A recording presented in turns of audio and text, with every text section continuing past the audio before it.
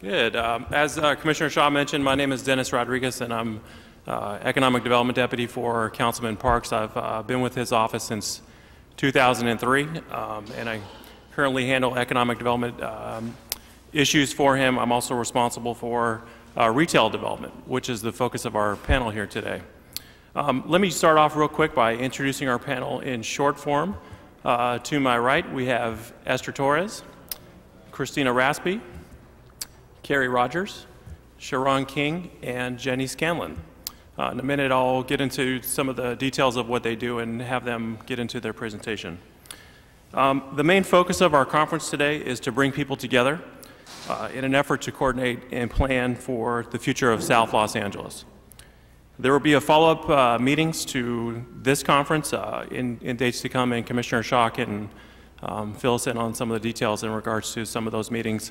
This is part of a broader context in regards to her South LA initiatives. And just looking into the audience, I know a number of you guys are working with her in regards to the South LA initiatives. It's a huge multi-year process that's focused on economic development, retail development, infrastructure improvement, et cetera.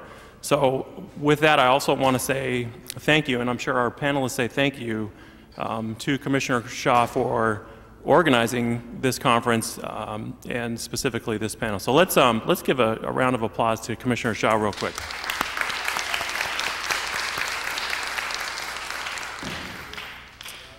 So just a quick note about the structure of the panel.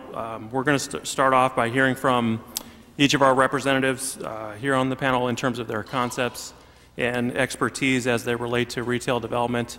Time permitting, following that, we're also going to open it up for questions from the audience, which obviously a lot of you guys traveled down here to City Hall today. So first off, thank you very much. And kind of talking to Commissioner Shaw over time, we were under the impression this was not going to be well attended, but as we can see, that's definitely not the case. So I'm happy to see passionate people coming down to City Hall in relation to the development of South LA. That's exciting, and I'm sure our panelists agree with that.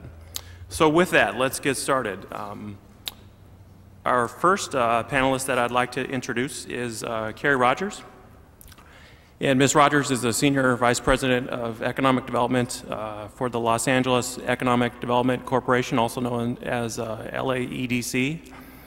She joined LAEDC in May of 2007. She brought a long track record of marketing experiences as well as municipal government operations. Prior to joining LAEDC, Ms. Rogers served as the Manager of Marketing and Economic Development for the City of Santa Clarita. There she played a key role in establishing Santa Clarita as one of LAEDC's first 5 finalists for the most business-friendly city in Los Angeles County, and I think they won an award for that. We're honored to have her here today, Ms. Carrie Rogers. Good morning. Well, we're going to get right into it. We've got a PowerPoint here, and it's my pleasure to have an opportunity to give you an overview of what the LAEDC does as far as business assistance, especially in today's economy. Most of our focus is on retention, but we will also be talking about the national economic outlook, how it then focuses down into California, LA County, the city of LA, and then a focus on South LA. And there are a number of opportunities that we've discovered, so I'm looking forward to sharing those with you. So if we can go to the next slide. Our organization was launched in 1996. We're a nonprofit. We were created by the LA County Board of Supervisors. And since then, we have worked with over 1,350 companies to either attract, retain, or expand those businesses here. And that equates to 171,000 jobs. It's an $8.4 billion impact in first-year salaries alone. Next slide. The LAEDC works one-on-one with businesses, and we identify businesses that are at risk. We provide no-cost consulting, one-on-one, in-person consultations with businesses. We determine what their needs are, and we develop an action plan of federal, state, and local resources and programs to help to retain and sustain these companies before they begin laying off workers. And for the last year, we've been working very closely with the City of LA, the Mayor's business team, as well as the LA City WIB. Our connection to resources covers everything, and I was listening to a conversation just a few moments ago about permit assistance. Our team is great at helping with businesses that have things stuck someplace in, whether it's in the city of LA, the county, or the other 87 cities. We also work to assist in the financing department to bring financing options to businesses who really need some assistance, whether it's for operating capital or others. Energy efficiencies are another great way that companies can save money and help to retain the jobs here in LA. We work with workforce partners to be able to bring new jobs to the table for businesses and help to reduce costs by reducing risk. Next. This is one of our outreach materials. We've outreached this year to over 45,000 businesses within LA County, and we continue to do so. Our next slide shows the businesses that we have worked with that are reflected here. The top 3 industries are business and professional services that have been identified as being at need, followed by manufacturing at 21%, healthcare, and retail businesses make up 2% that we've been working with. So based on that information, now let's take a look at what's going on with the economy, and it will help us understand how the City of LA and South LA compare to what's going on with the state of California and the U.S. So the GDP is growing again. We finally reached levels that are above pre-recession levels. The federal government is spending, but we know that there are some areas that are really causing problems. One of those is residential housing activity and non-residential housing activity. If we turn to look at the U.S. labor market, it's still running behind in the economy. Our May 2011 unemployment rate in the U.S. is 9.1%, and that has just increased in the last week. If we turn to a couple of areas, what's really important for us to understand, not only as business owners and others, is to see what's going on with the economy. When we look at vehicle sales, that's really one of the key points that businesses look at and economists look at to see if our economy is turning around. You'll see a blip there. There's a large increase there on that blue line, and that is where we had the Cash for Clunkers program, if you'll remember that great incentive, where people had planned on buying cars. It pushed them a little sooner so they could take advantage of that incentive, and then we had a drop off, and that is really directly related to the incentive coming to an end. So last year we had 13 million cars that were sold in the U.S. And as we look at this slide now for retail sales, the good news, very, very good news now, is that we have turned to our retail sales are now what they were prior to the pre-recession. So our retail sales levels have increased significantly. We're looking at a couple of challenges. One of them is we're all aware of the fact that Japan had a significant earthquake and the tsunami, and so that will have an impact when you see a reduction in the sales for not only retail but also vehicles. They supply 40% of our vehicle sales for imported cars. This retail sales growth here, actually, when you see the increase in the yellow bars there, those are core retail sales, which include things like gasoline, and we all know that gasoline prices have shot up significantly. So you'll see that there is a net growth on that because of one of those being the makeup of the core retail. The global recovery is underway, and one of the key points in this is that the Port of LA and the Port of Long Beach do a lot of importing and exporting. One of the areas that they do a great deal of business with is what we call developing Asia, and it's the fastest growing area. Developing Asia includes all of Asia except for Japan, Taiwan, Hong Kong, South Korea, and Singapore. And as you can see, we do a significant amount of business there. Our spot energy prices, as we look, you see increases there. Again, this is directly related to the fact that gasoline prices are so high. And interestingly enough, Walmart analyzes all of their consumers in a great amount of detail. And what they've told us and what they're seeing is that typically in a month, we will all come in and purchase things as consumers at Walmart, and we're buying in bulk. And then later on in the month, we have enough money left over, and we're going to be buying things like electronics and other things that we would like to purchase. But because of the spot prices of energy and gasoline being so high, it's impacted all of us, and we have less discretionary income. So Walmart is seeing all of those items, typically electronics and what have you, not being purchased, but people are buying just their staples. So to turn to California, if we take a look at the California fundamentals, which is really critical, we can see that we're expecting a sales increase in sales tax of purchases of retail items, 6 to 7% in the year 2011 and 2012. Job trends are showing that we have 4 areas within the state of California where we're having job growth. We had a little bit of a flip-flop with Los Angeles recently. So the leading indicators here are San Jose, Ventura, San Diego, and Orange County. And at the bottom are the areas, Stockton, Riverside, Sacramento. Those are the areas where they had a really huge housing boom. And now this is the impact, and you're seeing this is the bust. They have not recovered yet.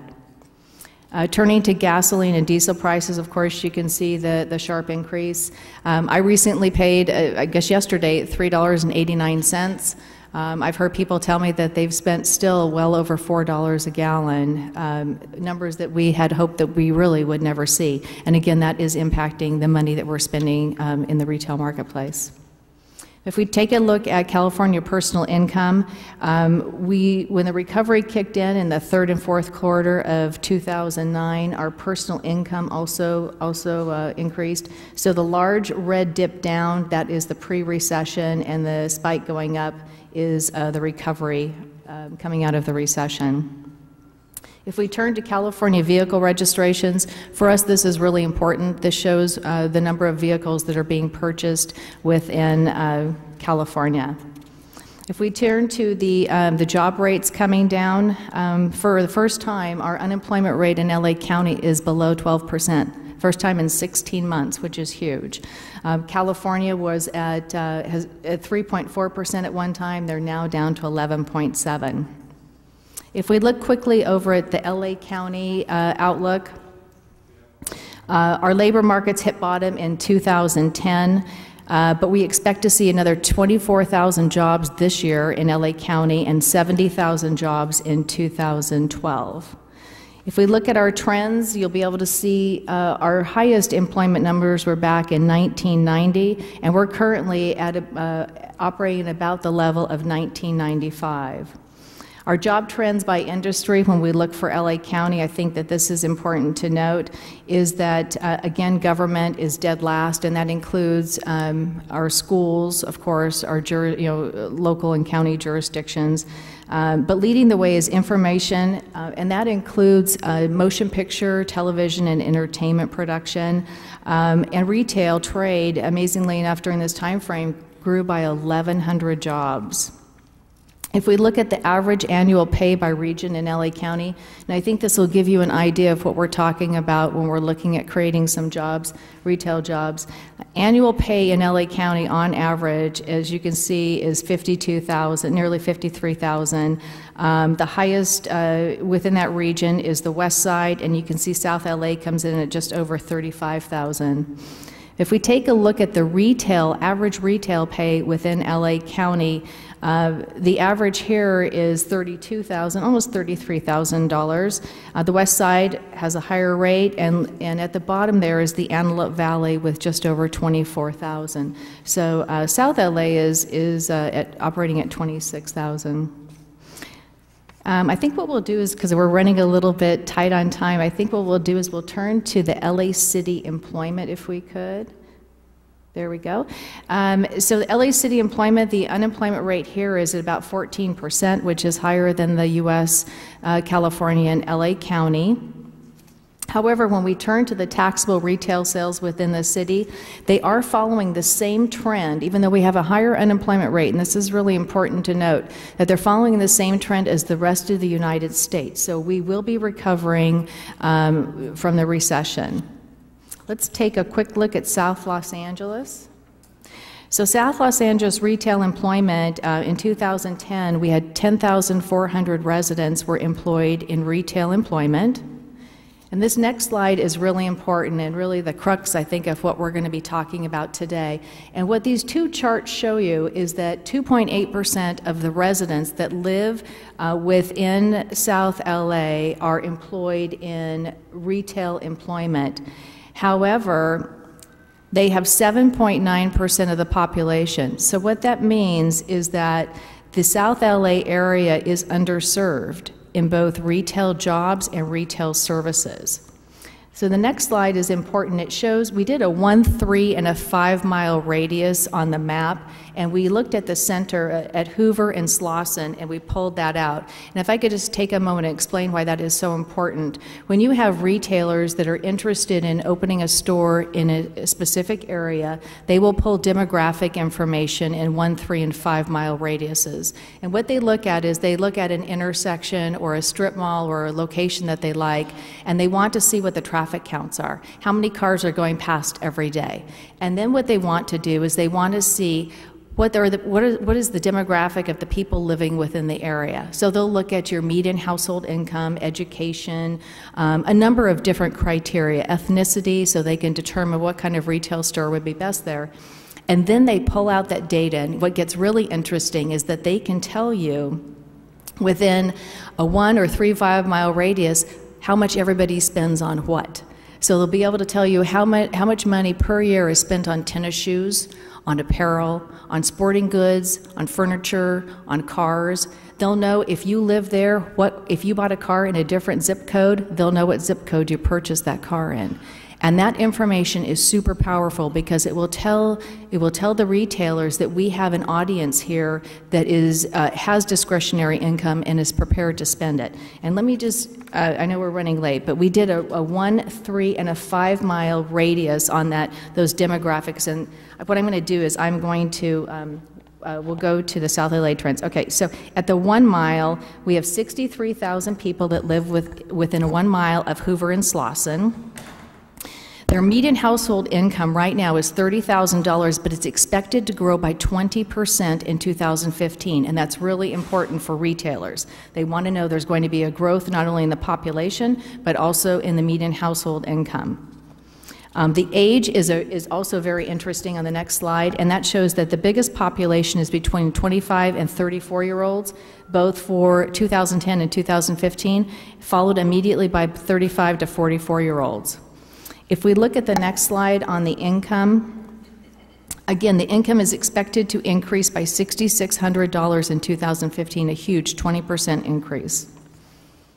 We'll go through this quickly. We can skip that one. Oh, okay. If we look at this 3-mile radius, and again, now you have a little bit broader radius. And what's really important for retailers when they're looking at what to put in a location is they may say that as a resident, you may not drive 5 miles to go purchase a Starbucks cup of coffee because you're probably going to pass another Starbucks on the way to get to the next one 5 miles away. However, there are certain things that may not be available to you within that 1-mile radius. You may not have a furniture store that serves your needs, or you may not have a different kind, like a place that you can buy appliances that you would like. So all of this information is figured into what retailers look for and why they place certain stores in certain locations. So with a 3-mile radius, remember we were at about 68,000 within a 1 mile. Now we're up to 500,000. Within 3 miles, you've got almost 500,000 people. Your median household income has risen. It's now at $31,000 and expected to grow by 21% in 2015. Very powerful information. Again, if we go to the next slide, our population trends, again, the largest you can see here, again, is in the 25 to 34-year-old range, followed by the 35 to 44-year-olds. If we go to the next slide where it shows our household income within 3 miles, this is really important here. I want to mention this. 16.5% of the population currently within that 3-mile radius earns between $50,000 and $75,000 a year. And that is going to be increasing. It's going to be a 23% gain by 2015. You're going to have 23% more that are going to be earning between 50 and 75,000 within this 3-mile radius. So let's skip over. We'll look at the 5-mile radius map. I don't know if it's kind of hard to see, I'm sorry, but it's 5 miles again from the corner of Hoover and Slauson. And again, all we're seeing here is that the population is significantly increased. We're now almost 1.2 million residents. And this is a population that many retailers, when they're looking at, that's a significant population to be able to serve their stores and better location for you guys. And the median household income, again, is now at almost 32,000, expected to increase by 23%. So if we flip, we'll go through to the very end. I know we're in a rush, but to sum it up, and I think that this is probably the most important thing I want to leave that the rest of the panel can talk about, is that if we sum it up right here, that the economy is beginning to recover, international trade, tourism, entertainment are leading the way, and retail sales are picking up. The opportunity is there for new retail stores within South LA, and just a couple of things to leave you with. The median household income is expected to grow by 23% within a 5-mile radius by 2015. Those are big numbers for retailers. And the population within that area, again, is 1.2 million people. And in 2015, 20% of all those residents will be earning, which is 70,000 residents, will be earning $50,000 to $75,000. So there's a great opportunity for us to bring new retail to the area. Well, thank you very much, Ms. Rogers. Very interesting information. And I think, in my personal opinion, I think you touched upon a lot of determinative factors that folks on this panel and folks in this room have known for a long time, which is that the discretionary income is present and the retail services are not. So how do we kind of bridge that gap? And I think the flow of this panel, just for the audience's sake, is we're going to go from macro to local. So obviously Ms. Rogers has given us kind of the full-scale economic view. I think our next panelist, Jenny, Ms. Scanlon, is going to give us an overview of her efforts on behalf of the regional effort that the Community Redevelopment Agency has undertaken. So let me just give you a little background on Jenny Scanlon. She's got a lengthy track record, 20 years plus, working on large-scale public improvement and development projects. Some of the projects, just to name a few that she's worked on, here's some of the details. They include an 80,000 square foot retail center, commercial incentive programs, industrial expansion programs, hundreds of affordable housing units, probably more than she remembers, business improvement districts, as well as the downtown revitalization, which, as we know, has definitely taken flight here over the past decade. In her current capacity, she is the regional administrator for the Council District 9 Corridors region. Is that correct? For our downtown region, East Side region, and Harbor region. Excellent. And I know that you guys had some recent personnel switches. So without further ado, we're honored to have Ms. Jenny Scanlon. Well, thank you. I like to take my time to talk to you a little bit about what we as your local government can do to impact retail and the development of retail in your neighborhoods. And the city has a lot of different programs that in one way, shape, or form are going to help bring retail in. But the redevelopment agency is, I think, one of the city's most effective tools in being able to accomplish economic development goals within neighborhoods. I've been able to work in South Los Angeles since 2004.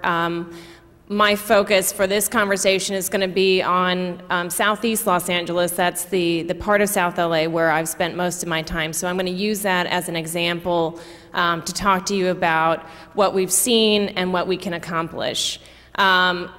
First, I want to talk about an understanding of South Los Angeles and the retail in South Los Angeles. When I got to my job, the first thing that we did was a market study. You can go ahead. This talks. I'm sorry. I'll start in general about what our goals are. So what we want to accomplish for South Los Angeles is we want to be able to expand your retail base. So we want to do this through a number of ways, and we have a couple of different strategies. One is through the use of mixed-use development along your retail corridors and using density to help us create an economic pro forma that works to bring in your commercial development. We also believe that it's important to start clustering retail. In South Los Angeles, you have very long north-south running streets that have historically been your retail corridors. South LA is one of our oldest, most urban neighborhoods, and I think one of the benefits and one of the problems for South Los Angeles is that those older urban neighborhoods were built out on a retail model that was based on main streets. So you did a lot of local shopping. You went to your local meat market. You went to your local laundromat. Everything was done in very small parcels, and it was all done in small format. So South LA built itself out with very small parcels, and the trend in retail over the past 20 or 30 years has been around retail clustering, where tenants really come into a shopping center concept and not a Main Street concept. And so it's very difficult, it's been difficult for South LA to identify and develop larger parcels, and you need to have 4 or 5 plus acres put together to really put that type of a center together. And it's been difficult to do that. So we have to think creatively about how to bring retail development in using a cluster model and also still encouraging the Main Street model and figuring out how we can make Main Street work in today's market. The other thing that we focus on in South Los Angeles is ethnic and urban retail. So, understanding who your clients are, understanding who the demographic is, and making sure that your retail reflects that, and educating the market on South Los Angeles. So that's a lot of what we've done. We did a market study in 2005. So it's a little hard to see the map, but basically this is looking at Southeast Los Angeles. And we basically tracked within a 5-mile radius of the area that we were working in where all of the shopping centers were and where the supermarkets were. And as you can see, there's nothing in that red square there. So, going out, miles and miles from Southeast Los Angeles, we couldn't identify national retailers. We couldn't identify large format supermarkets. Our retail study, recognized that there are a number of strengths within South Los Angeles. You have low vacancy rates. You have, proximity to a number of freeways. You have proximity to a number of job generating uses around USC and institutions. And there's a very strong local small business community. The challenges, as I said, are that we really couldn't find any kind of strong restaurant or entertainment establishment. We weren't seeing a lot of supermarkets. We weren't seeing a lot of fresh food. We weren't seeing a lot of traditional banks. So a lot of the traditional retail was not in the area. So we identified a number of different areas where we wanted to focus. One was to focus on large format retail.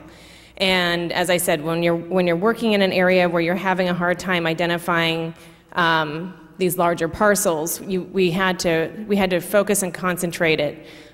We chose Washington Boulevard, which is an area south of downtown, as an area where we would try to accommodate or attract large and medium format retail. Large and medium format retail is your Costco, your Target, your Bed Bath & Beyond, those types of uses. And so we put out an RFP. We actually got I think the positive thing that I want to say is we put out the RFP in 2007. We got a great response. We had done a good job of educating retailers. We had met with a number of retailers. We had interest letters from Target. We had interest letters from Costco. We had interest letters from Home Depot and Lowe's. They all recognized that they wanted to come into South Los Angeles. There was a turn in an understanding within these larger national retailers that these urban markets were a wonderful gold mine for them. They finally figured it out. I mean, it took them 20 years, but they began to realize it. The issue that we ran into with our intent to bring this large and medium format in is we ran into, obviously, 2008. We ran into a major problem with our national economy. And so those retailers, although very interested in coming into South Los Angeles, couldn't make the numbers work. We know that they're still interested. We still maintain conversations with them, and we hope that as the economy begins to turn, we can look at new construction options within South Los Angeles to bring these large format retailers in. In the meantime, we wanted to concentrate our efforts on neighborhood retail. So we wanted to look at, in particular, bringing in fresh food into the neighborhood and bringing in small format retail. We also recognize that a lot of South LA, because it couldn't attract national retail tenants for so long, really created an active and wonderful informal economy. And so South LA, in terms of retail, has an amazing informal retail component to it, where you can buy empanadas from your neighbor, you can go down the street and get, there's a lot of stuff going on very informally in South LA. And I think that that's good, but what we want to do is try and get folks, entrepreneurial folks, to take those great entrepreneurial ideas and bring them to the market. We want them to get into storefronts. So part of our job as a redevelopment agency is to try and make that happen. So we've done these projects where we create small format retail. This is Rittenhouse Square. It's a senior project on Central Avenue with 100 units of affordable senior housing. On the ground floor, we required that the developer put in 4,000 square feet of retail. Now, he got Subway to come into the corner of that, but then one of the things that we really wanted to attract was a coffee house. And we've been trying time and time again in Southeast Los Angeles to get Starbucks or Coffee Bean or somebody to come in. They're not interested. We have taken them on many tours. They were interested, then they're not interested. So, everybody in this world deserves to be able to get a latte. Everybody deserves to be able to walk down their street and get a latte. I think that that's, one of our God-given rights. So we felt, why wait for national chains to come in and do that? Let's focus in again on our entrepreneurs. And so we went to East Los Angeles. We found a gentleman in East Los Angeles who had just opened up a coffee shop there called Primera Taza. We talked to him about his ability to expand. We offered him grants and loans to actually be able to put his business in here. And he's going to move a coffee house right here into Central Avenue. So it's going to have lattes. They're going to have a performance space. And it actually has a much more unique feel to it. It obviously reflects the community. He's very interested in being a participant in the community. So we think it's even better than getting a national retailer in. So sometimes it's even better to just focus on our small businesses and grow them. But of course, we do want to bring national retailers in. And so here's another example. This is Adams and Central. We worked with our developer here to find the land, put together the land, acquire the land, and then we subsidized, we actually put additional money into this so that they could actually finance 18,000 square feet of retail. And we brought Fresh and Easy to the table and connected them with the developer. And now we have a new Fresh and Easy store that's opened up on Central and Adams. So it's a fantastic opportunity to bring a new national retailer that's focused on bringing fresh food into the communities to come to South LA. This was one of their first stores in the city of Los Angeles. They're doing very well there. They're very happy with their sales. The community is very happy with the products that Fresh and Easy has brought. We also have another project that's right up the street called Central Avenue Village, another mixed-use model. And again, we're using this mixed-use model because, surprisingly, in South Los Angeles, even though you may have some vacancies and underutilized properties on your commercial corridors, your land values are actually fairly high. And it makes retail development very hard to come in because you don't get the rents to subsidize the cost of construction and land acquisition. So we have to figure out ways to make to bring more income into the property, which means adding residential on top.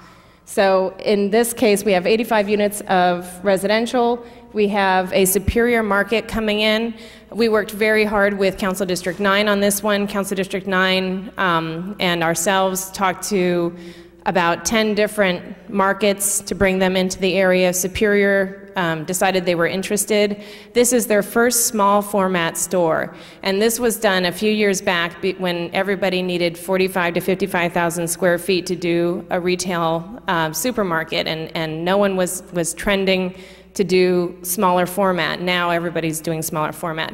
So Superior really sort of bended their format to come in here. They did a 21,000 square foot store, and they are going gangbusters. They love it, and it's become a new model for them, and they're rolling out these smaller format stores. But this is their first small format store that they've ever done nationally in South Los Angeles. We also recognize that it's important to bring in your normal models of retail. So we worked at Slauson and Central, another intersection in Southeast Los Angeles, to develop a neighborhood center. We have almost 7 acres there that the agency acquired. It was actually industrial property, fairly contaminated. The agency took on the responsibility of cleaning up that property, brought in a developer, and we are in the process of getting that property cleaned. We'll see construction start there this fall. And that's going to be almost an 80,000 square foot center. It's going to have Northgate Gonzalez, which is a Latino market, but has a huge variety of SKUs of product within the store. They also do fresh food, which we think is great, and they have a credit union in the store. And they do, one of the other things that we loved about the store was they have a van service. In South Los Angeles, one of the things we also know about the demographics is 20% of our population don't have cars. So getting to and from stores, doing your regular shopping trips is very difficult. It's important that we bring in retailers that understand that understand our demographics, and can accommodate that. So we have Northgate Gonzalez coming in and offering van service to all of their customers for free. As I said, we want to kind of continue to broaden our models. We work very closely with Esperanza at a place called Mercado La Paloma, which is on Grand, near Expo USC. Fantastic format for incubating small entrepreneurial businesses. They have about 14 retailers on site, 7 of which are restaurants. Those restaurants have been incubated there. Many of them have expanded into catering businesses and actually moved from being in the Mercado into actually doing storefront businesses.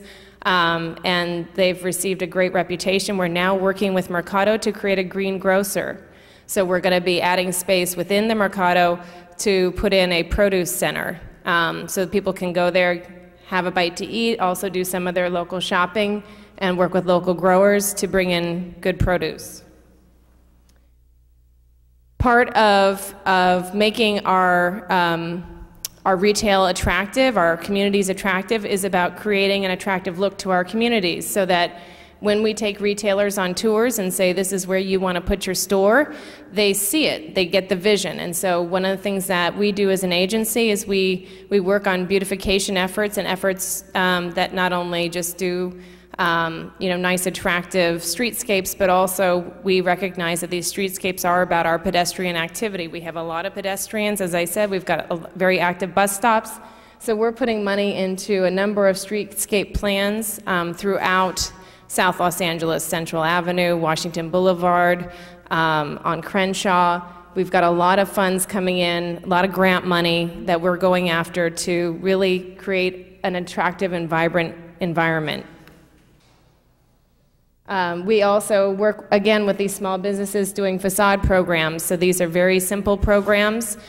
Small businesses can apply, tenants or property owners. They can get up to $150,000 from the agency to put into new signage, awnings, paint, and we've taken that program, you can keep going, we've taken that program a step further, you can keep going, to also turn it into a program that's focused on helping small markets convert into green produce and fresh produce markets. So we've got what's called the Market Conversion Program. I put some flyers on the back. That is a way of working with, we recognize that if we can't get enough grocery stores into South LA, we have an overabundance of corner stores. So let's work with those corner stores, help them to create refrigeration and create the layout within their store to carry fresh produce, fresh meats, fresh dairy to serve the community. So we're using this program to also bring other alternatives for fresh food into your community. We also put together funding for farmers markets, and the last slide was talking about the farmers market on Central Avenue, and we annually fund that farmers market as another way to bolster our local economy, bolster our local growers, and get that fresh produce into the community.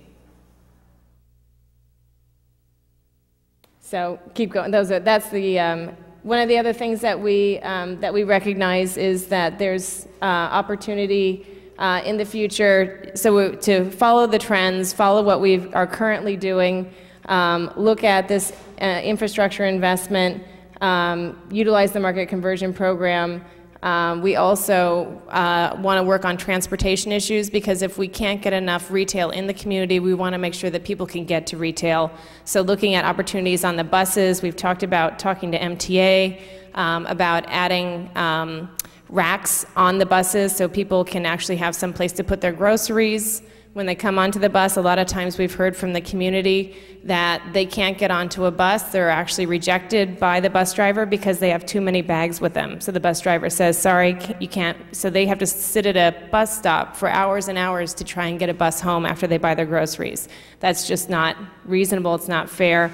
We need to accommodate that. So we're looking at all kinds of ways to try to make retail more available to your community, and that's what we're working on. So next 5 years is going to be hopefully a lot of the same and even more.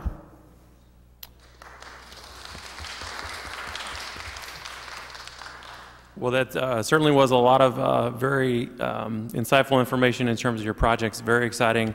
If this were a commission in front of a legislative body in Sacramento, I think that would be a perfect pitch as to why the Community Redevelopment Agency is such an effective tool.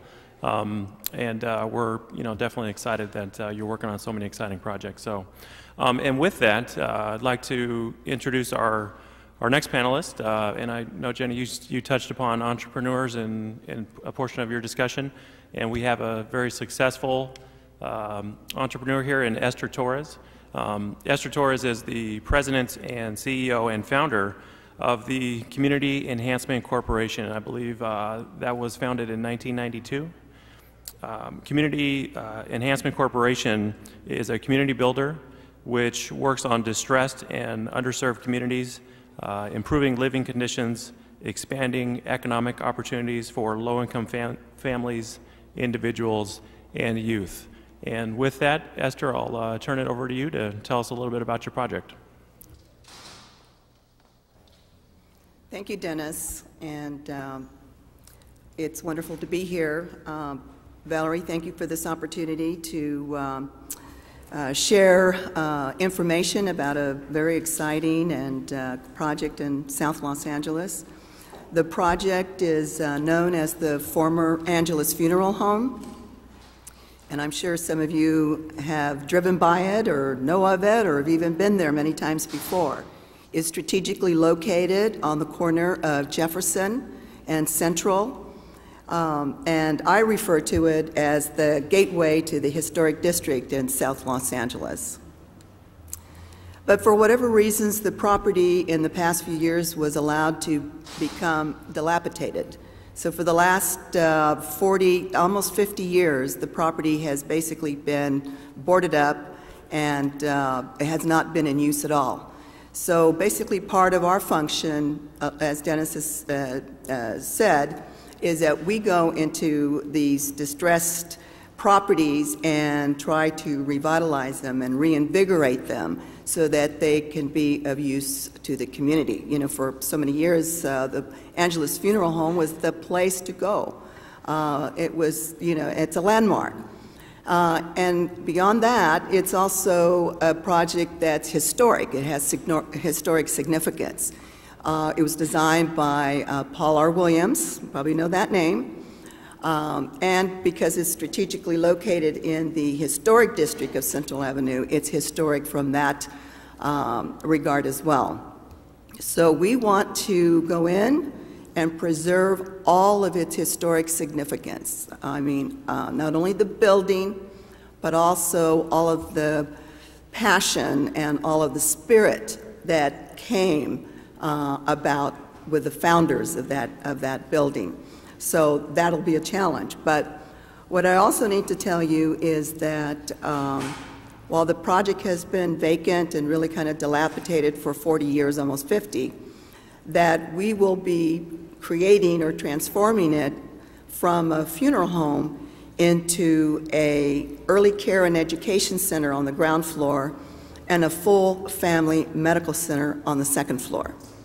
Part of the first floor will also create what we call a cultural forum that will basically have what we refer to as museum quality exhibitions that will basically talk about or tell the story about the history of Paul R. Williams and the history of Central Avenue. So it's kind of an exciting project.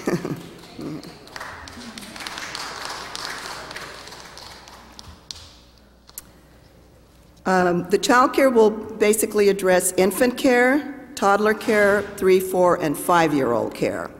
And one of the outstanding features of the property, and you won't find this anywhere in South LA, I don't think, is it will feature a 7,483 square foot playground area for the child care, with greenery, with gazebos, with garden areas, lots of fruit trees, and it's just really a statement for the child care to have that much square footage for playground area. So it's an outdoor environment for the children, basically designed to include this playground and garden areas featuring a community mural, I mentioned a gazebo, and also fountains. Lots of flowers, fruits, and vegetables, which I think are important components of any development, but especially a development that's going to focus on services that are very much in need in that community. The medical center will be primary care, okay, so comprehensive primary care, but with specialization in ophthalmology, dental, and podiatry care. And the reason for the specialization in those specific areas is because we have a high percentage of diabetes in the area, and basically the disease affects and impacts your eyes, your teeth, and your feet. So basically, we're not only offering care, but a lot of educational classes on prevention of this disease. The museum will be an inspirational, which is also on the first floor, place for all who come to learn about South Los Angeles from its earliest origins as a small community for African Americans in the late 1800s to the hustle bustle of the 20s and the 30s when entrepreneurs built businesses, opened professional practices, educated themselves, and strengthened the bonds of our community through the creation of churches. So all of that history. You will learn from our exhibitions there that Central Avenue was the place to go on Saturday night to hear jazz greats. And I'm sure some of you remember that. So we'll tell the story of Central Avenue, we'll tell the story of architect Paul R. Williams, and most importantly, we're going to tell the story of Los Angeles. So again, so our community building organization is just not about brick and mortar. It's not just about buildings. It's about really going in and bringing out the spirit of the community. You know, the spirit, the passion that was there. We have to recreate that, recreate it. And so basically we're working with, you know, government. The CRA is a very important partner in our process. They were first money in. We have 9 different funding sources that have had to come together, some of them already in the project, to make this project happen. And we've had our share of challenges. So it's about partnerships. It's about building a team of professionals that are committed. We've been at this project for almost 5 years now, and every day has to be just as intense as it was the day we started. You know, so we have to build a team that basically understands that. When the project is completed, which we're hoping will be in 2012, there will be 180 children in the Early Care and Education Center daily. 6,300 health care for there will be 6,300 families who will come through there, and about 20,000 encounters annually for the medical center. We'll create about 50 to 75 jobs in the area, and then during construction, and this is a little specialty of mine, is that we will open entry-level, or what we call apprenticeship-level job opportunities for 8 homeless emancipated foster youth in the construction process. So I'm very proud to be a part of this project. I'm very excited about it, and when it's up and running, I'd like to see each and every one of you there. Thank you. Well, thank you very much, Esther. You know, it's interesting, we were talking a little bit earlier about your addition to the panel in terms of this being a retail development panel. And the reality is that when you're discussing South Los Angeles, you're really talking about a community that's underserved in retail and also in basic services. And I think the diabetic clinic, medical center, is one of those things that's of you know, dire need in terms of the South Los Angeles community. So thank you very much for helping to fill that need. And speaking of servicing customers, our next guest that we're going to go to is the general manager of the Baldwin Hills Crenshaw Plaza, Mrs. Sharon King. And just to provide a little background on Mrs. King, Sharon has been involved in the shopping center industry for more than 25 years. She currently holds the position of general manager at the Baldwin Hills Crenshaw Plaza, which, and I'm sure she's going to touch on this a little bit, is in the midst of a $30 million, hopefully phase 1 renovation to their movie theater and also to their food court, I believe. In her role as general manager, she oversees the day-to-day operations of the mall, which includes the financing and accounting. It also includes the marketing, administration, leasing, and also design and construction. So you've definitely got a full plate. We welcome Sharon King. Thank you. Hello again, everyone.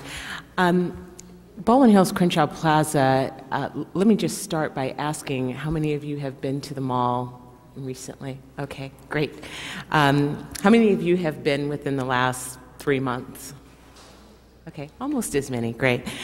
So if you have been within the last 3 months, you know that there's a significant amount of work going on at the shopping center right now. Baldwin Hills Crenshaw Plaza is owned by Capri Capital Advisors and is managed by Festival Companies. We are in the midst, as Dennis said, of a $30 million project. It's a renovation that is happening right now, and now people are beginning to really see what's taking place there physically. We can talk about what's happening at the mall, that's going to be a renovation and we're going to bring in new retailers and we're going to do this and that. But when you really see the physical construction take place, it's become very exciting for residents, for even the people in the shopping center that work and own businesses there. This is all private money, and we're very excited about what it's bringing to our community. As Ms. Torres was just saying, there's absolutely a lack of retail in certain communities, and certainly when you think about the types of stores that you like to shop at, whether it's national retailers or even local and regional retailers, most times many of us have to go outside of our communities to find what we're looking for.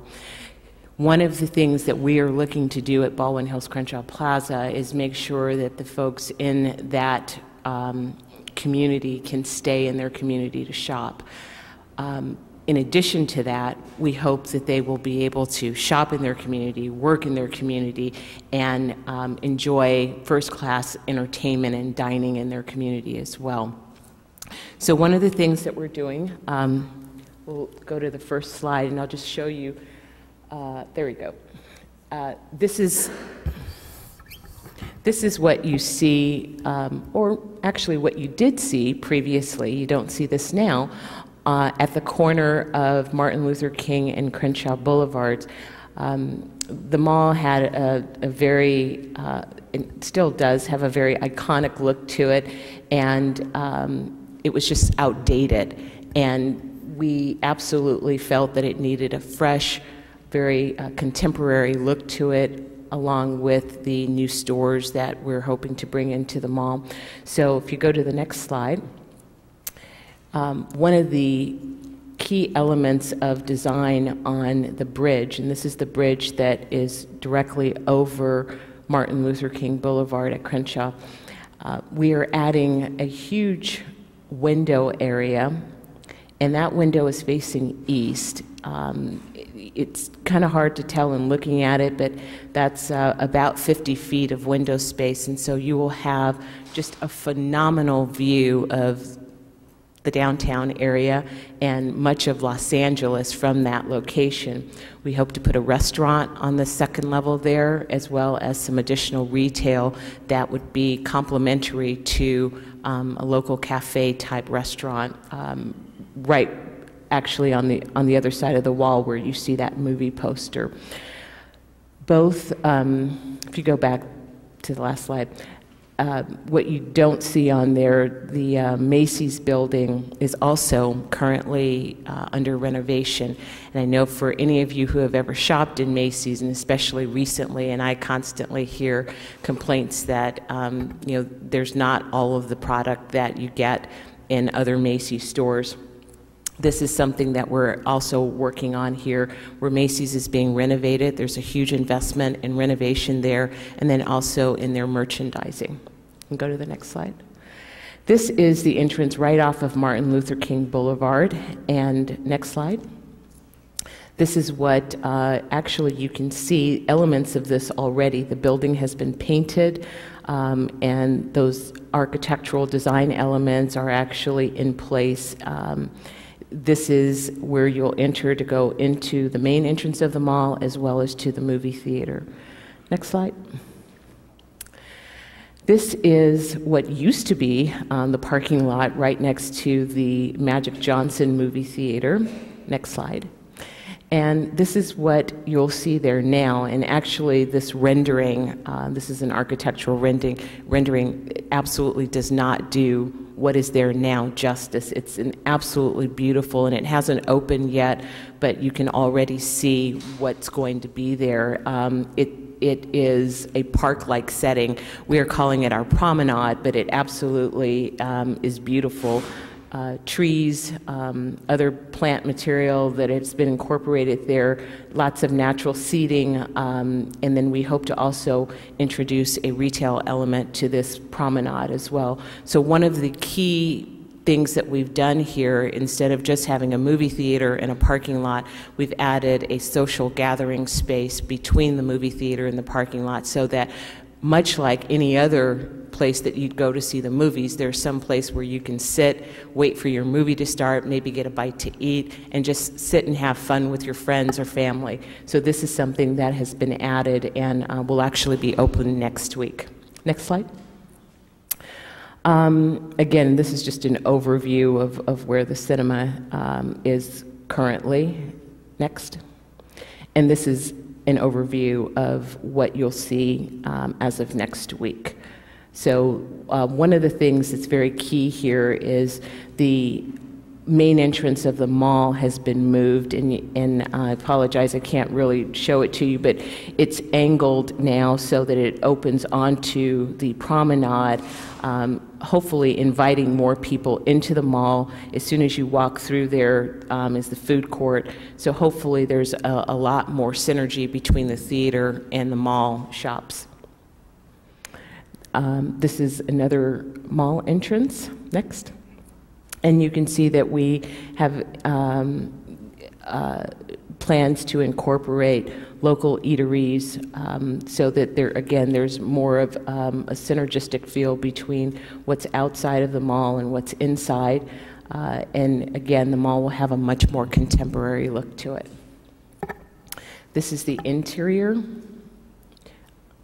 And this is what you will see by the end of this year.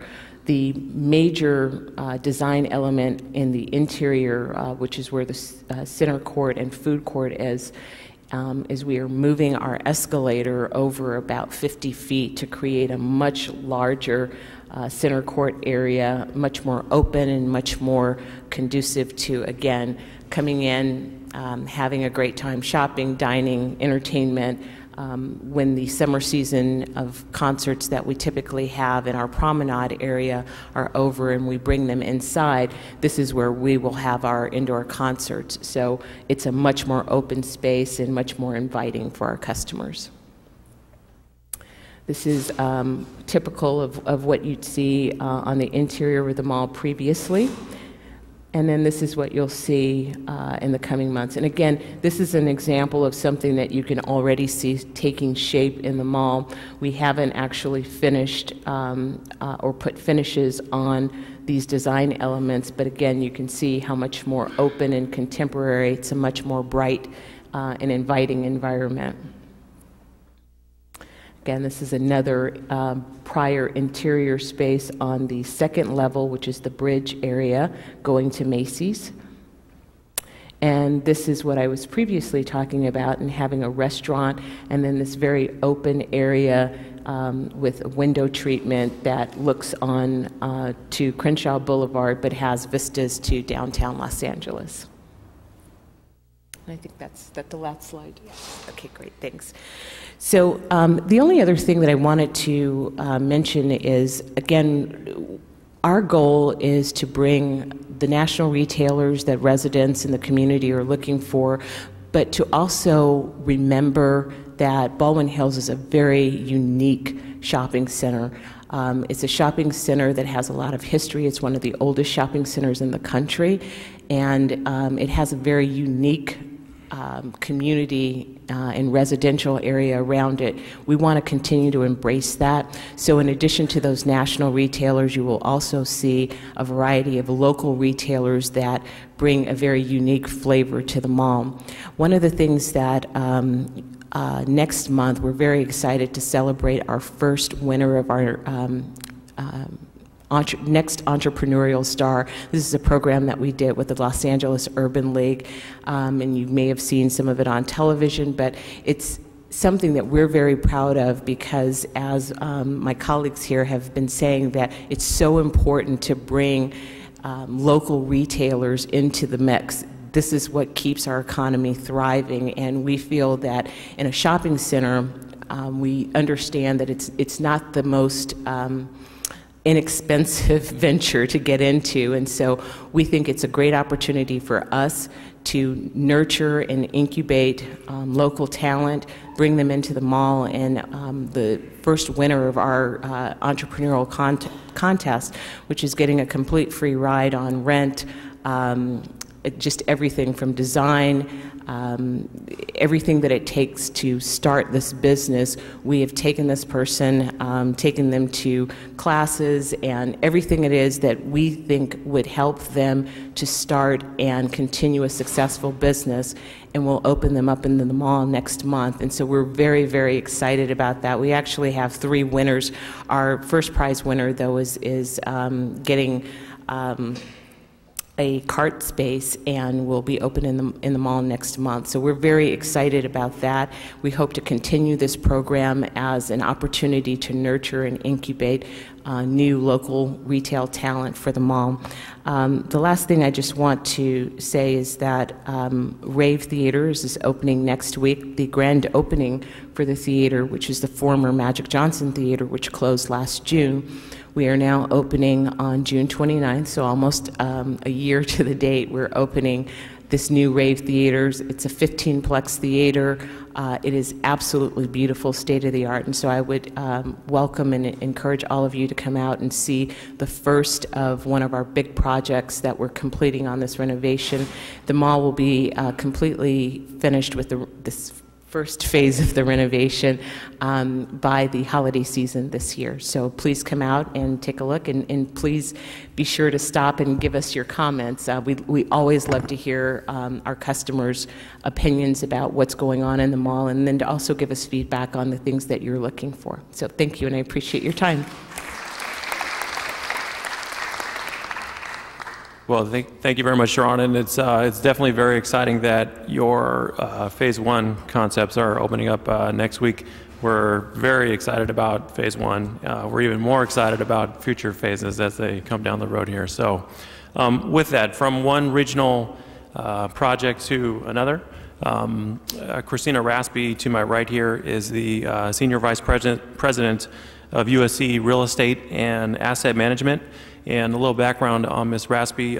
She was appointed to this position in 2006. Within this capacity, she's responsible for the acquisition and disposition of all university-owned property, the negotiation and management of all university leases, the management of all tenant-occupied properties owned by the university as well.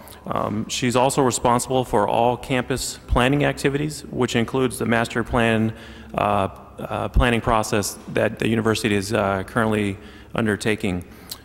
She is also a member of the State Bar of California and the American Bar Association, and was also named as one of Southern California's top lawyers for several years in a row between 2004 and 2007 by Los Angeles Magazine. So with that, let me turn it over to Mrs. Christina Raspy. Thank you very much. I have to say I am a recovering lawyer. I'm not practicing anymore, so don't hold that against me. I'm excited to talk to you today about a large-scale development the university is working on. We're working our way through the entitlement process right now. I was really happy to hear the LAEDC report that demand for retail is growing because of growth in household incomes, because we're desperately trying to attract many, many retailers to our development. I was also happy to hear the CRA say they are looking for more clustered retail opportunities, because that is exactly what we're proposing in a mixed-use environment. Go ahead on the slide. Before I get into the details of the development, just a few statistics on the university to understand why it is we are engaging in this type of development. You may not know at this point, but we have about 37,000 students. We're a very large private university. We have approximately 15,000 faculty and staff as well. So we are the city's largest private employer. We have a lot of needs that result from having that many people on our 2 campuses. We do have 2 campuses. I'm going to talk today about our University Park campus in South Los Angeles, but we also have a health science campus in East Los Angeles, where we will see growth and development as well. Next slide. The university has a very large impact on the city's economy. Our endowment is $2.9 billion, and everyone focuses on that number, but the more exciting number is the economic impact we have to the region. We generate $2.1 billion in spending in the region annually. Our students alone spend $503 million in the local economy each year. We also stimulate $2.8 billion in indirect and induced output, so that's the dollars we don't actually spend, for a combined total of $4.9 billion a year. That is a a huge positive impact. For every dollar USC spends, an additional 63 cents of output is created elsewhere in the regional economy. Our payroll is approximately $1 billion, and in addition to our own large workforce, we create about 19,000 jobs through the services that we need to assist our university on a daily basis.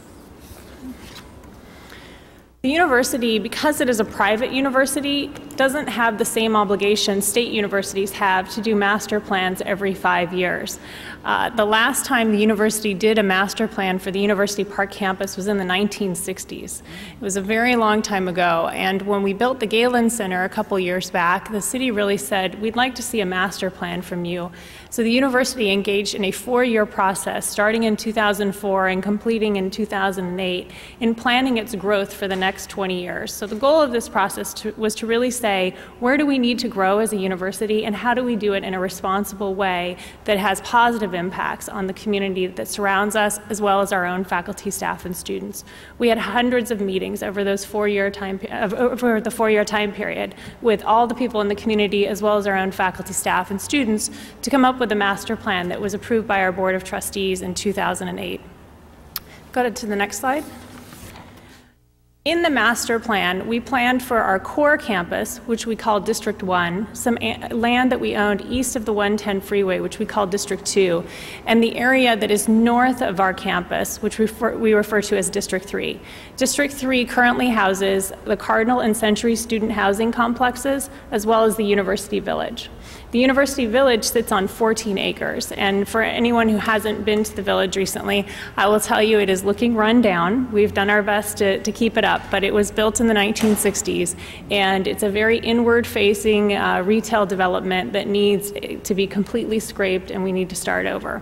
So we really looked at District 3 in our master planning process as the location for us to deliver, for both the community and the university's benefit, a really nice retail development.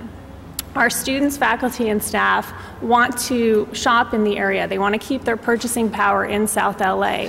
But when we did retail studies in the area, we learned what I think many of the other panelists have said: the area is grossly underserved for retail. There is very, very few sit-down restaurants where people can go and have a nice meal. People end up driving away. There's a lot of fast food, but there's not a lot of healthy fast food. There's not places where our students, faculty, and staff can go and just grab something, a nice salad or something other than a hamburger or French fries. So we had really strong goals to create a really nice retail opportunity adjacent to our campus to serve not only the university, but the surrounding community as well. We did, I'll get to that slide in a minute, but before I move to that, we did a lot of retail market analysis. We relied a lot on LAEDC data, but we also hired a market analysis firm to really study for us what our opportunities were to create retail. And what they determined was that there were a lot of standalone and strip mall retailers targeting local households, but there weren't national retailers. They also determined that there was about a 250,000 square foot shortage of retail based upon the household demand that existed that day. So without even adding in increased student population or faculty and staff, just based on existing people in the neighborhood, there was a massive shortage of retail. So that's what really drove us to the plan that's shown on the next slide. If you look at the area that's highlighted in pink on this slide, you'll see what we're proposing to build in District 3 as part of this new project. We have 500,000 square feet of academic space, 350,000 square feet of retail and commercial space, and over 2 million square feet of housing. The real push for this project came from the local community because they felt that our students were displacing local residents. Our students, over the last 20 years, have moved closer and closer to campus. We used to be a commuter college where people lived, by the beach or at home with their mom and dad or in Glendale or somewhere and drove in. But over the last 20 years, as we've risen in the national rankings and people have moved from across the country or across the world to attend USC, they've all moved into the neighborhood. And unfortunately, we have not kept up with the housing demand of our students, and they've displaced local residents. So the real push behind the development was to create housing to pull them back out of the neighborhood and onto university-owned and operated property. But we had the opportunity with the ground floor to create a wonderful retail environment that would allow town and gown to come together in a positive way. So this is the basic plan, and I know it's hard to see up there, but the area that is on the right side of the slide is where University Village sits right now. It is 14 acres. It's the kind of, I don't know how you describe that shape, but it is where you see all the brown and the pink, and that is where all the retail will be on the ground floor, and that's 350,000 square feet of retail, including 2 groceries. We learned in our market analysis that we could build 6 grocery stores because there's such a shortage of groceries in South LA. So we're actually promoting a 50,000 square foot grocery store as well as a small scale 13 to 16,000 square foot grocery store. We also have a We also have a full-service fitness center, as well as a theater, and a lot of food service. We have a heavy concentration of food service because that is really what the area demanded based upon the market analysis. If you go to the next slide. And this shows all the housing. Everything that's in the kind of orangish shade is housing. So we have all the housing sitting on top of the retail. And we have a parking structure that is primarily for the retail because we have parking for our student housing and other parking lots. Go ahead. And this is the view of the new development. As you can see, it does look a lot like the university. It's traditional Italian Romanesque. When we talked to the national retailers that we were trying to attract to the development, they told us that they had been hesitant to come to South LA because of the household income issue, as well as they didn't really know where a clustered environment would be where they could locate and feed off of each other. Retail likes to be where other retail is. They don't want to stand alone on their own, which is, I believe, why the CRA promotes the clustered retail. So they wanted to be an environment that was branded with the university's brand that said to the community, here's a cluster of retail, come here and you will find many retail options. Go ahead to the next slide. So this is the view of the new Main Street. We're kind of combining the concept of clustered retail with the Main Street feel. People nowadays really want to be outside. We live in Southern California for a reason. We want to walk outside and feel like we're walking down a street when we shop. But at the same time, because we have so many students in our area that aren't always the most cautious drivers, we limited our Main Street to being pedestrian only. So it's a very wide street. It's approximately 60 feet wide, but it's only open for pedestrians and bikes. So it'll be a nice walkable environment with retail on both sides, which is very desirable for retailers as well. Go ahead. And this is the view of the entire development from the university's side of the street of Jefferson. And you can see the housing rising above the retail, but the entrance to the Main Street. Go ahead to the next one. And this is the view of the new hotel that is in the development. It's a small inn that's geared towards university visitors, but it has retail on the ground floor as well, a nice sit-down restaurant. We also created a lot of open space in this plan. South LA needs a lot of quality open space, and so we've included that in our plan, so it's a very walkable, safe environment. Other key factors I want to mention very quickly, and I want to go quickly because I know you want to get to some questions. The project is not being subsidized by any government funding, any programs, so it will generate a lot of tax revenues for the city without taking anything from the city. Additionally, it will generate a lot of tax increment dollars for the CRA, so to the extent the CRA subsidizes other projects, this project will actually be a benefit to subsidize those projects. Oh, and the most important thing, sorry, Dennis is looking at me like, aren't you going to mention the jobs? It creates 12,000 new jobs. 4,000 are construction jobs, but 8,000 permanent jobs. And that's not just the village, that's our entire specific plan, which includes all the academic space as well. But in today's economy, that is clearly a point that we want to emphasize. 12,000 new jobs is a very, very huge number. And for a private employer to be able to do that with a series of projects that aren't subsidized in any way is something we're very, very proud of. So I'll turn it over to Dennis now. Well, thank you very much, Christina. It's definitely an exciting project, and you know, there's certain major developments that are taking shape in the city of Los Angeles, and we've got a number of them in the 8th Council District. We've got the Exposition Light Rail train coming through. We've got the Crenshaw Light Rail train being planned, and also the university's project. So there's a lot of benefits that come out of that in terms of job creation, open space amenities, and different things that service the surrounding community. So we're very excited about it. With that, I think, first of all, I'd like to just say a quick thank you to the panel, but we're not going to release you just yet because we would like to open it up to audience question and answers. And just looking at the audience, I know there's several people. And first gentleman, if you could also say your name for the record and give your question. Just to give you a heads up, we've basically got 10 minutes left on the panel. Yeah. I'm Pastor William Monroe Campbell of the Mount Gilead Missionary Baptist Church. I have a specific question regarding USC and a general question for the panel at large. With regard to USC, to what extent will there be non-USC community access to the developments and employment opportunities?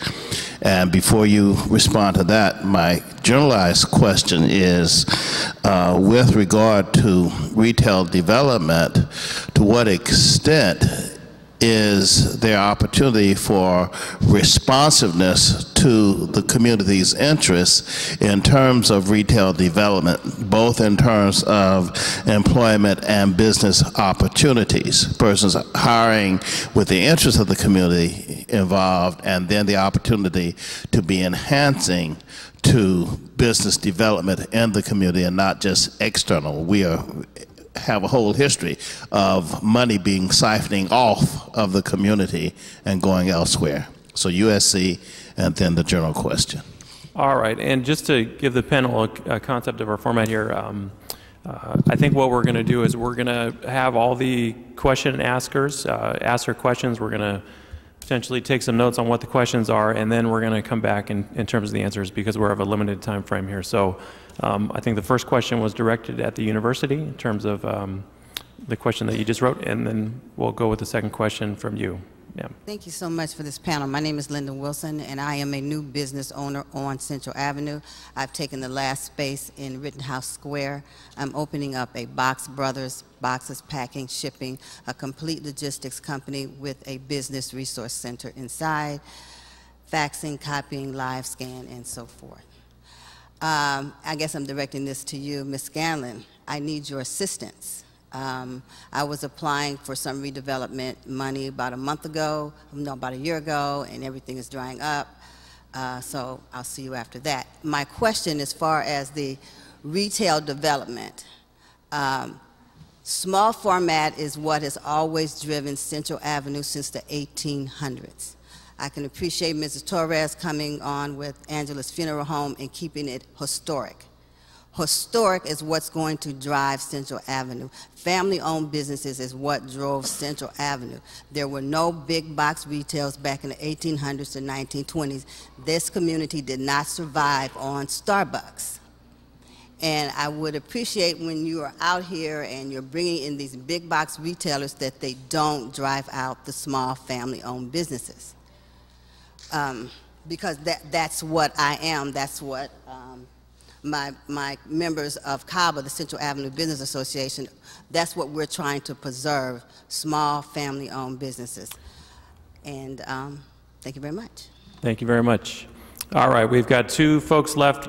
Just to remind you guys, we're on a limited time frame here, so if you could go through the questions, and then we'll turn it over to the panel in a quick fashion.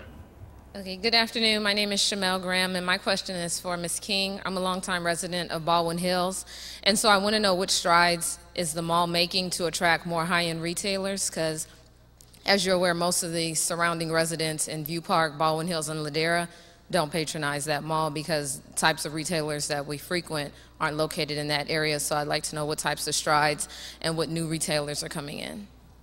Excellent. All right, and last but not least, Mr. Wesley Smith. Yeah, thank you. My name is, like you said, Wesley Smith. I'm a stakeholder in the Park Mesa Heights community, and I'll address this question primarily to Jenny. There are a group of us in the community looking at the failure of the highest and best use of the Fresh and Easy project on the corner of 52nd and Crenshaw. A number of people in the community feel that the CRA steered that project to circumvent the pedestrian orientation that was supposed to be in that area. I'd like to know if the CRA is going to make any attempts to correct that and bring an infill developer for that particular project, so we won't have a 15,000 square foot building and a 30,000 square foot parking lot. Thank you. All right, and I think we have one additional question, if we can. I'm sorry. I'm Janine Watkins from Watts, and I have a question for CRA. We've experienced master planning done, both for the Cultural Crescent, which is at the towers, Watts Towers, and just recently a master plan for Central Avenue.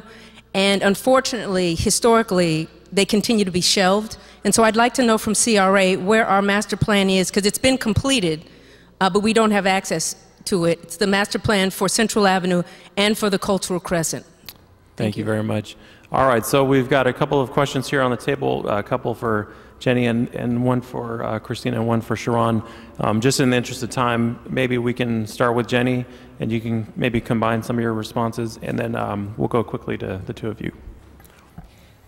I want to first address the question about small business and not bringing in large format retail to the detriment of small business. And I just want to say our friends in CABA are here and can testify that the CRA was one of the founding members of CABA. We actually, it was our concept working with our local entrepreneurs as well as our local nonprofits to develop CABA itself. And one of the things that we do, and I hope I emphasized it enough in my presentation, is to put funds into entrepreneurial development and small business development through a number of programs. And we try to balance that with also looking for opportunities to bring in national retailers, but it is absolutely our intent to not drive out what's existing in the community, but to supplement what's existing in the community and help grow the community. We also, I think there was a question about jobs and jobs being available for people in the community,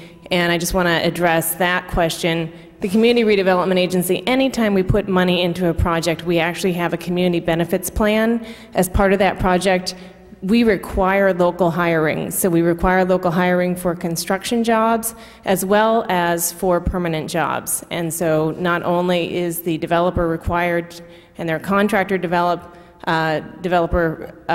contractor required to bring in local hires, they're also supposed to be offering opportunities for apprenticeships. So we are looking at hard to serve populations and offering jobs not only to qualified applicants, but to people who need to learn on the job. So that's part of what we require of both our developers as well as our tenants when they come in. So that's something that we really strive for, and that's part of, you know, the reason government gets involved in this type of development. We want to make sure that it is catalytic. I think there was another question about some issues in Watts and with the Fresh and Easy. That's actually not in my area, but I know that one of the things I guess Dennis alluded to is the threat from the state to redevelopment agencies. And so one of the issues that we have right now on the table is the state trying to eliminate. So some of our plans, some of our funding may be put on hold because we may not exist. So that's kind of a current issue for us today. Okay, and sorry to interrupt you. We're getting the wave off here. I think maybe we have time for one more response. So between the two of you guys. Okay, I'll go ahead. Thank you. I appreciate your question. I should have addressed that in my presentation. We have done a market analysis that shows 25% of the shoppers that are needed to support the retail we're proposing are our students and our visitors. The other 25% we're hoping will come from faculty, but we're going to rely upon the community to provide 50% of the shoppers to support our retailers. So it's very, very important for us that everyone understand the retail that we're developing is completely open to the community, and we're going to be doing everything we can to draw the community into that retail or it won't be successful. One of the things we'd like to do, and we're working with the city and the trades to craft this, is have a very strong local hire program, because I firmly feel that I'm more comfortable shopping in places where I know the people who work there, they come from my neighborhood, they come from my community, and so that's our goal, to draw neighborhood shoppers into the retail that we're creating in the University village.